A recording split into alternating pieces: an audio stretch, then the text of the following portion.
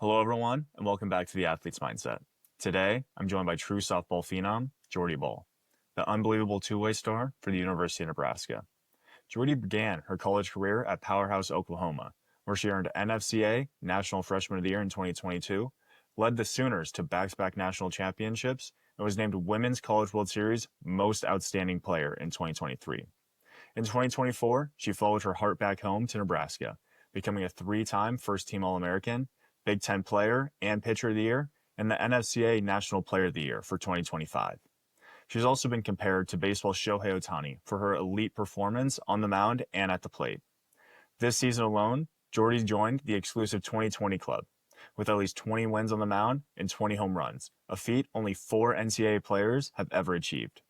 On today's episode, we'll dive into her transfer back to Nebraska, how she balances pitching and hitting at such a high level, and the mental approach that fuels her extraordinary career. Whether you're a fan of softball, sports psychology, or just great stories of resilience, you won't want to miss this one. Let's get into it.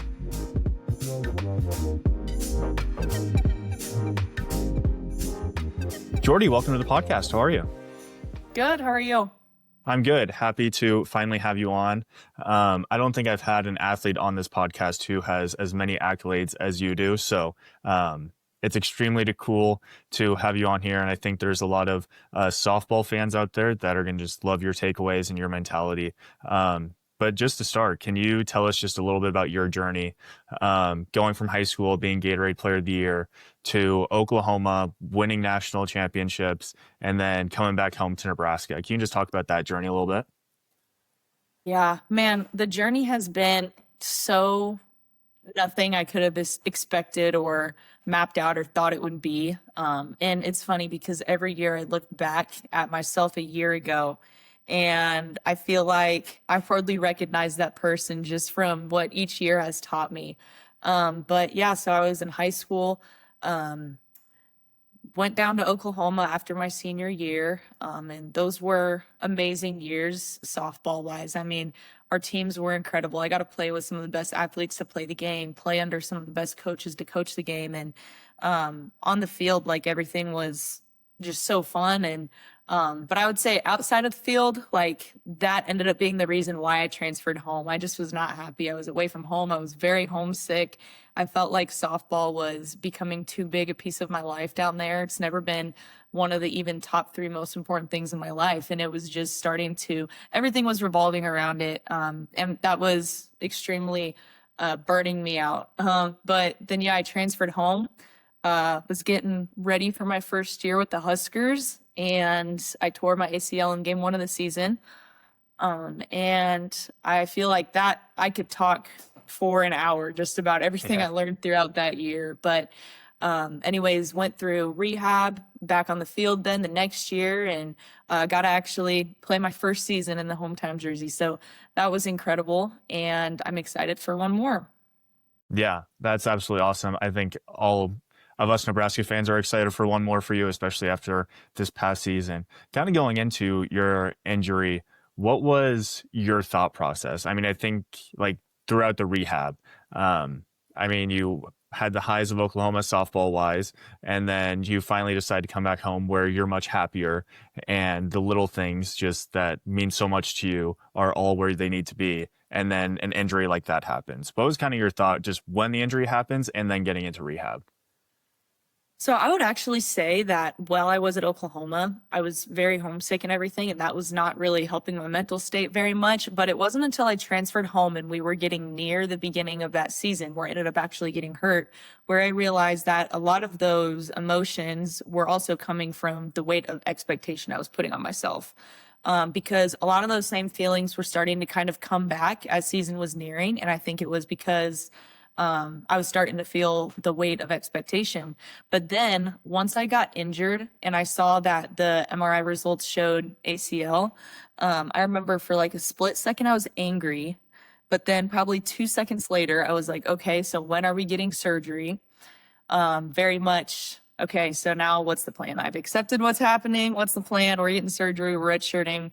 And then when I woke up from surgery, it was almost just this realization of this is what the next 9 months is going to be, and there's nothing I can do about it. And I felt just a big weight get lifted. And I feel like that was the first time in a very long time where I had a chunk of time here where there's not going to be any expectations to perform on the field. My only job is going to be working hard in the training room every day, doing my rehab.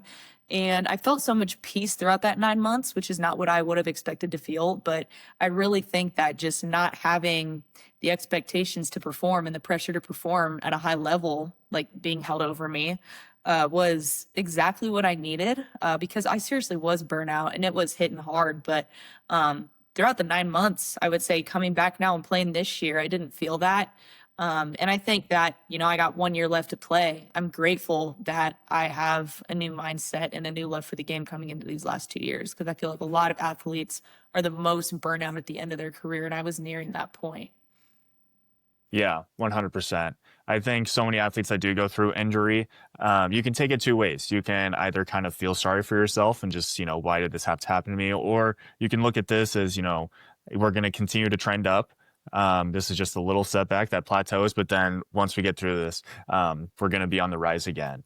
With those expectations and kind of the pressure, do you feel like you almost put that pressure on yourself rather than kind of external elsewhere, or you just didn't want to let people down or things like that? Because I think a lot of athletes struggle with that as well. Yeah, I feel like it's a little bit of everything. I mean, ultimately, our team had some hype around us. There were a lot of expectations from outside people. But at the same time, like you only feel those if you also begin to start putting those same things on yourself.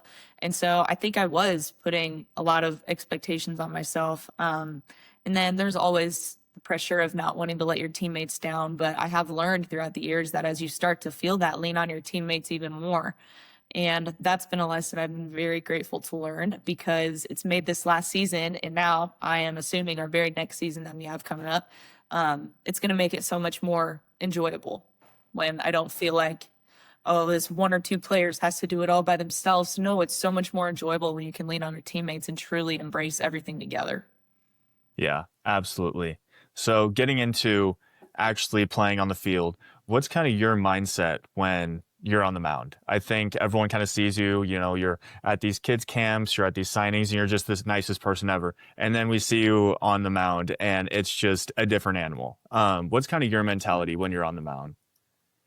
I think that when I'm on the mound, it's just a high level of focus. There's a lot of games that it's hard to even go back and remember exactly what I was thinking in certain moments, because it's just like a laser focus on one thing. And especially when I'm on the mound, I try to keep my thoughts as simple as possible. So I might have one thought for my drop ball, one thought for my rise ball, one thought for my changeup.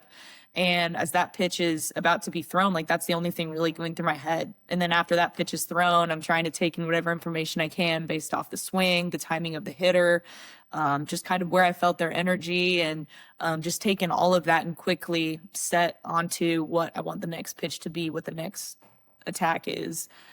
So I feel like it's very quiet, very simple, and just like a lot of processing going on. But then once I'm about to throw that pitch, it gets super quiet.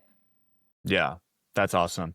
When, let's say you're in a game and maybe give up a hit or two or home run, what's kind of your response? I think a lot of younger players struggle with kind of moving on to the next pitch and kind of let it spiral out of control. What's kind of your thought when maybe something doesn't go your way and just, locking back in a sense?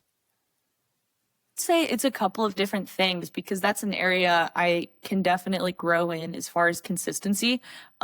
It's easy to give up a hit and then start to think about, okay, I need to strike out this next batter. And I've gotten at those spaces at times before, but what I've learned is that when I'm in that space, I'm thinking like 3 or 4 pitches ahead of the one that I need to really be focused on. So, Coach Sipple has helped me embrace the mentality of you can get a girl out in one pitch. So there's no need to look 3 or 4 pitches ahead. Just focus on the one that you're on, and know that even if the count's 3-0, you can still come back from that. Even if there's bases loaded, you could throw one pitch and the defense rolls a double play. So it's, I guess, not feeling like in those moments you have to clench up and do too much. But in those moments, just be you, be one pitch at a time, and keep it simple as you would if it's 0-0, nobody on. Yeah.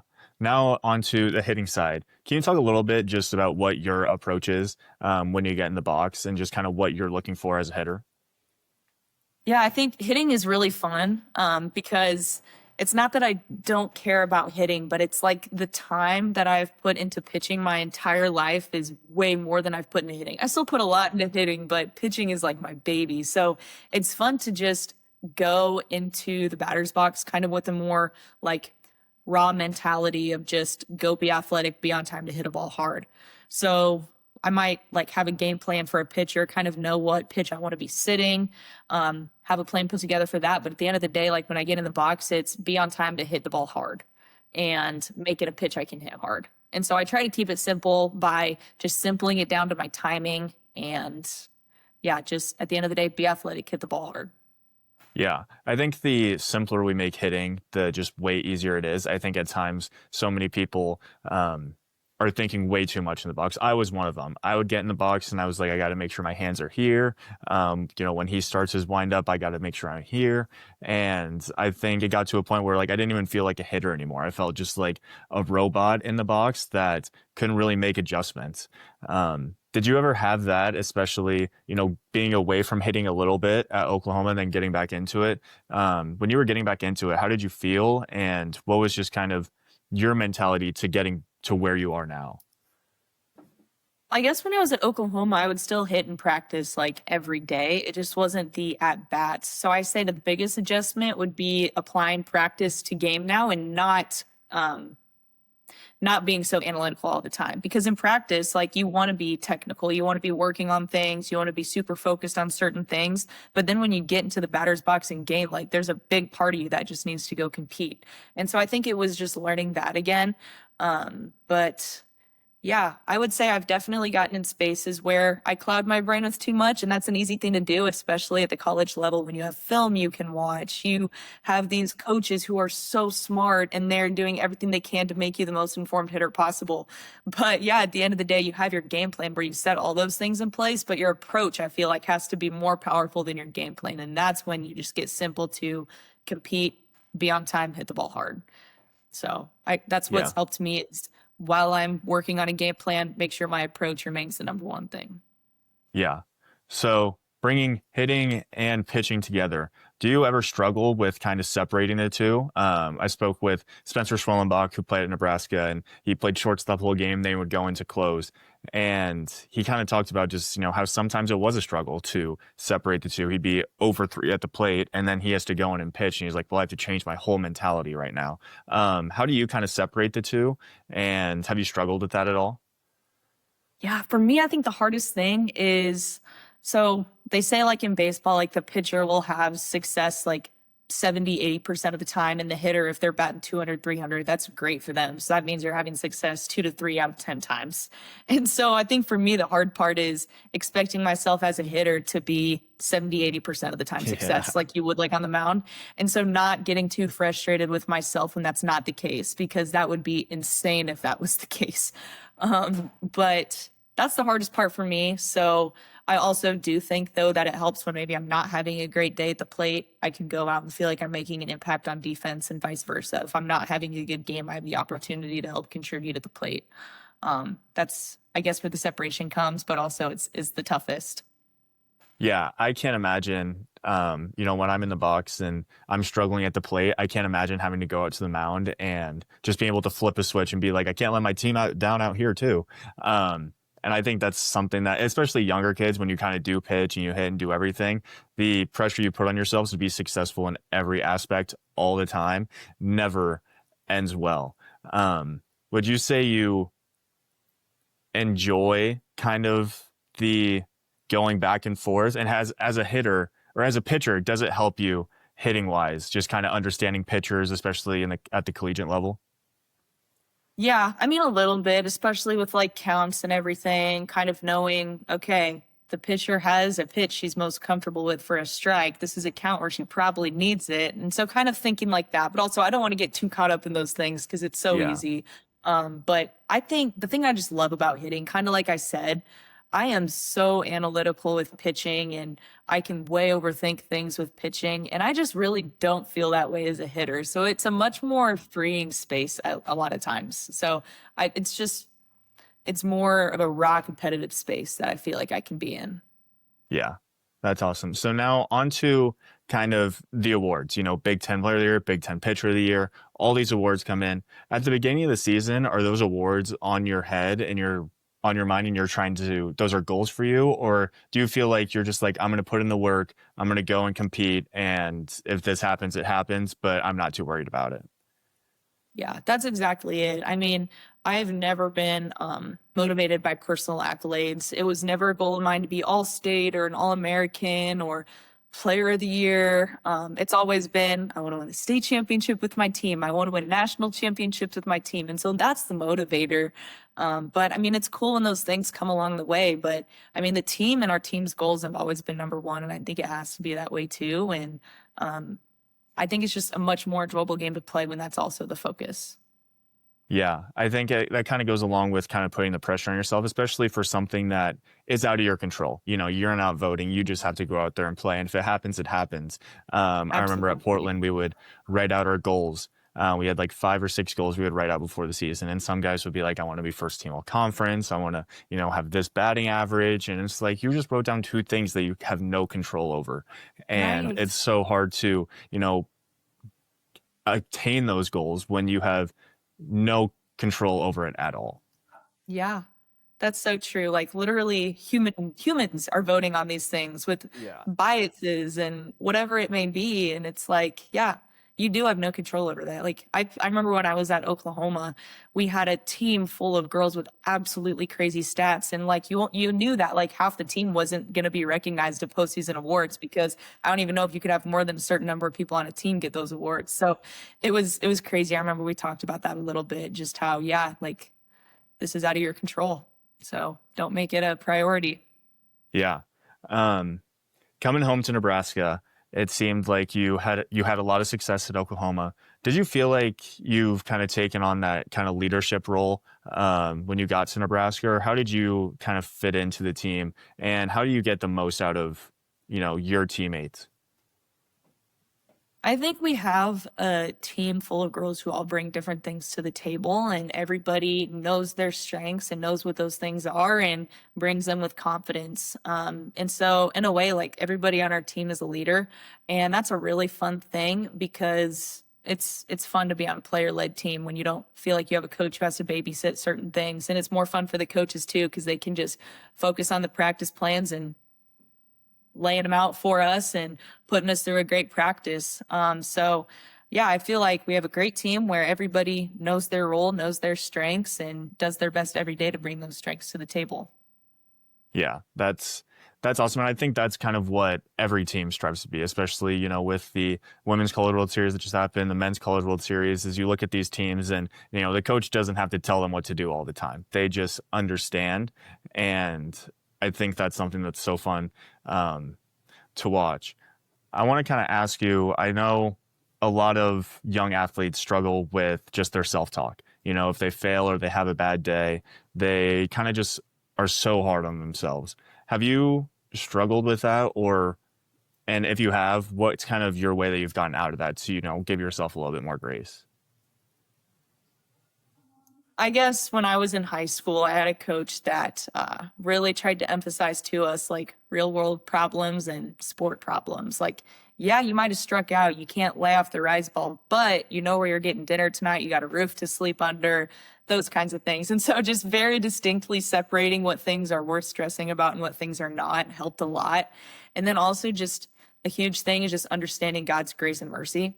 And it's like, yeah, the Lord doesn't care if you went 0 for 3. Like, give yourself grace, give yourself mercy. You're trying your best, be a good teammate, work hard, and you're good. And that's the other thing I think about working hard. It's such an important thing because at the end of the day, no matter what the outcomes were, you can be not necessarily like super content, but no, you put it all out there and you aren't doubting in your head, well, what if I would have gone and hit that night? What if I would have done this or that different? If you've put in all the work and you leave no question, whatever the results are, you can accept them and move on and go back to work. So those things are all super big. And I think self-talk and just having perspective.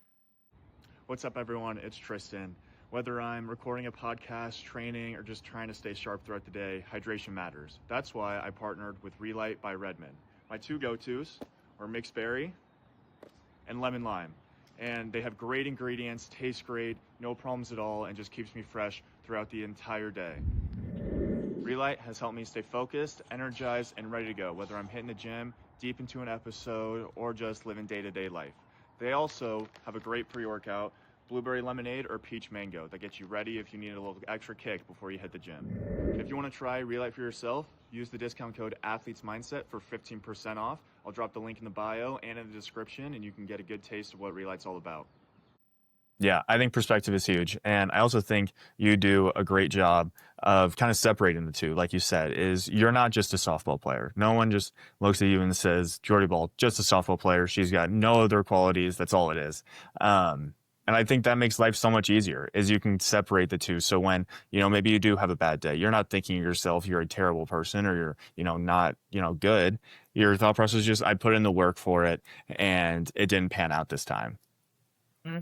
I think a huge part of that too is having those people in your life who see you besides just as an athlete. And when you go home from practice, whether it was a good or bad day, don't even talk about it. Go talk about other things with those people who value you as more than just an athlete. And I definitely have those people in my life, and they're a huge part of the reason that it's easy to separate. So yeah, I think everybody needs that circle. Yeah, 100%. How do you think your faith in the Lord has just kind of helped you, not only in just softball, but just in life? I think that before being an athlete, I would see my purpose and my worth and what I can do on the field. But the Lord has taught me that my purpose in being on a team is to love my teammates and be a servant for them and glorify Him in what I do, and know that all good things that come through this sport are because of Him and through Him and from Him. And so that just gives you a more humble perspective.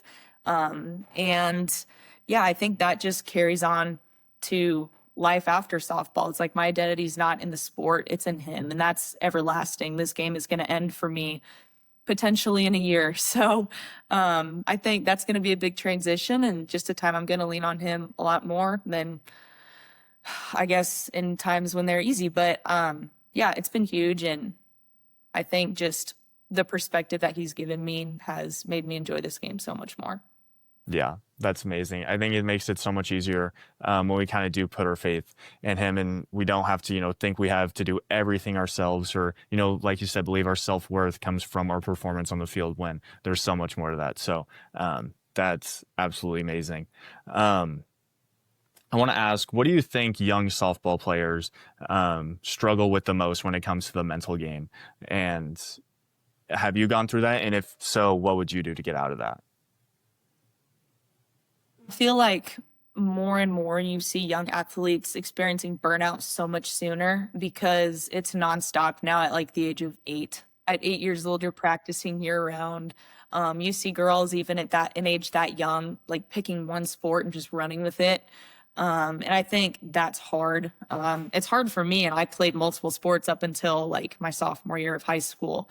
So I can't imagine like if I would have been just softball, been a PO since I was 8 years old. I don't know if I'd have any joy in this game anymore. So I think that's just one of the biggest things, is making sure that these kids, they hold on to other pieces of their childhood besides just youth sports. And even if they love it and that's all that they want to do, I hope that they still have other outlets and they find all that there is to enjoy in life besides just the sport.